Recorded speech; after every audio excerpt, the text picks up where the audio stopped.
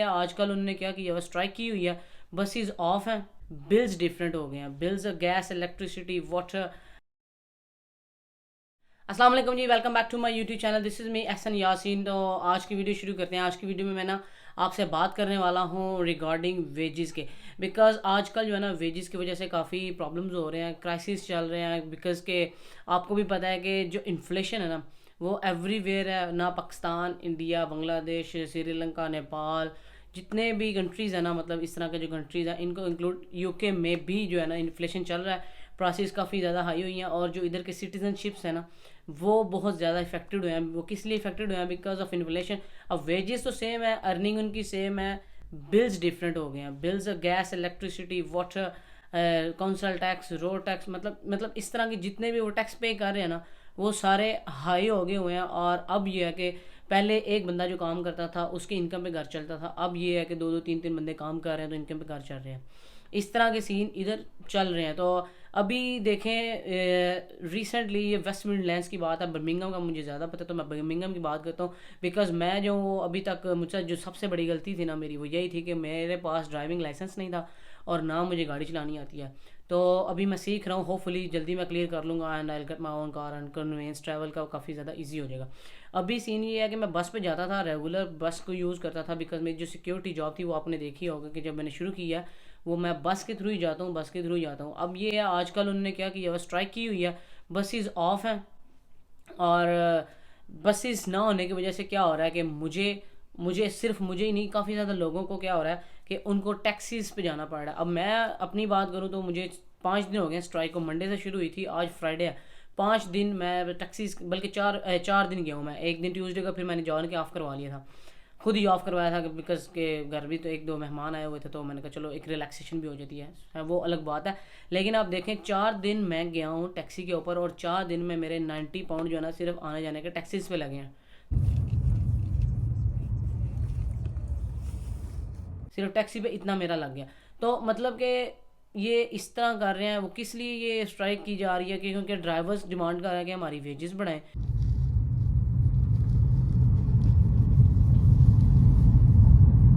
अब हर बंदा जो है ना वेजेस के पीछे है कि हमारी वेजेस बढ़ाई जाए, इस वजह से ये स्ट्राइक चल रही है। खैर ये तो हो गई सिटीजनशिप्स की बात। और इन्फ्लेशन की वजह से जो स्टूडेंट्स के ऊपर इफेक्ट पड़ा है वो क्या है कि ग्रॉसरी एक्सपेंस ज़्यादा है, अकोमोडेशन जो कि मेन चीज़ है उसके एक्सपेंस बहुत ज़्यादा हो गए हैं। आप देखें यूनिवर्सिटीज़ की fees as compare to last years बहुत ज़्यादा हो गई हुई हैं। मतलब एवरीवेयर प्राइसेस जो है ना वो आप में स्टूडेंट बहुत ज़्यादा अफेक्टेड है।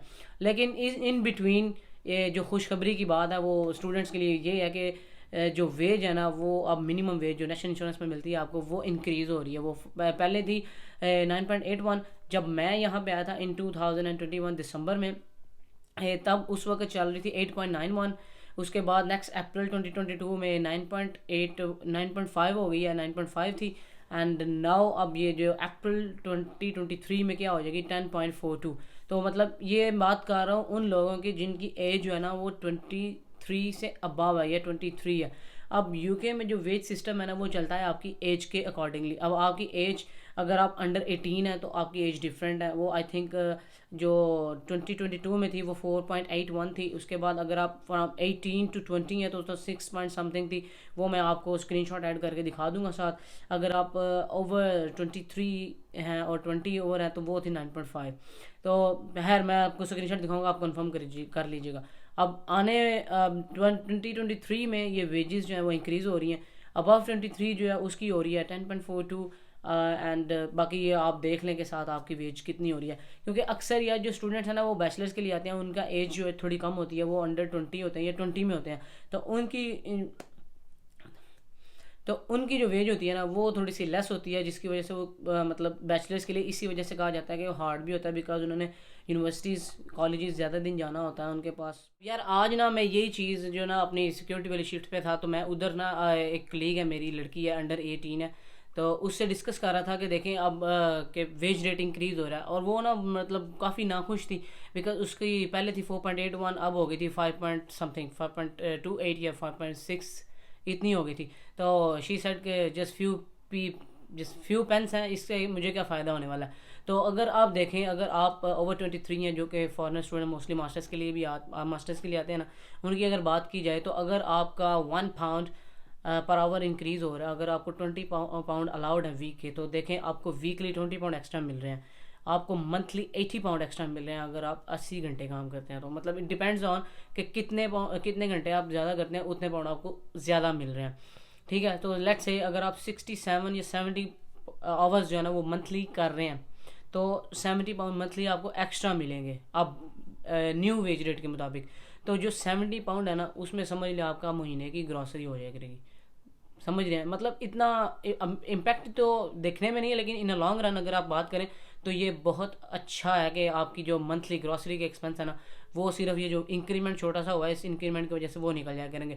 या अगर आपने कॉन्ट्रैक्ट पे कोई चीज़ ली हुई है, उस पर कहीं ना कहीं आपको ये बहुत ज़्यादा बेनिफिट देने वाले हैं, बिकॉज के जो पहले के लोग हैं, जैसे मैं पहले का आया हुआ हूँ ना, तो मुझे पता है कि ये कैसे बेनिफिशियल है, कैसे बेनिफिशियल नहीं है। क्योंकि इधर लोगों के डायरेक्ट डेबिट लगे होते हैं, लोगों के मतलब पैसे डायरेक्ट इधर से वेज आई, इधर से ख़त्म हो गई, तो अब आया करेगी तो थोड़ी बच जाया करेगी, ये वाला सीन होने वाला है। लेकिन ये है कि देखा जाए तो ये भी बहुत अच्छा नहीं है, बिकॉज क्राइसिस एवरीवेयर है, लेकिन जो स्टूडेंट्स हैं उसके लिए इट्स ओके।